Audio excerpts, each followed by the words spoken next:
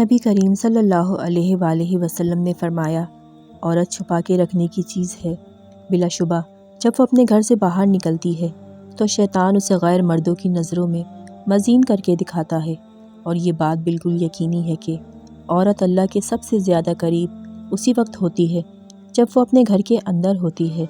اگر تم پرہیزگار رہنا چاہتی ہو تو کسی اجنبی مرد سے نزاکت سے بات مت کرو کہ کبھی کوئی ایسا بے جا شخص لالچ نہ کرنے لگے جس کے دل میں روگ ہوتا ہے، اور وہ بات کہو جو بھلائی والی ہو۔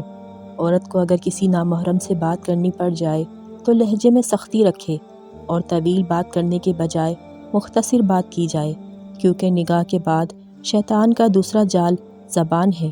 لہٰذا اس فتنے سے بچاؤ کے لیے اللہ کا حکم ہے کہ ایسا لہجہ اختیار نہ کیا جائے جس سے فتنے کا اندیشہ ہو۔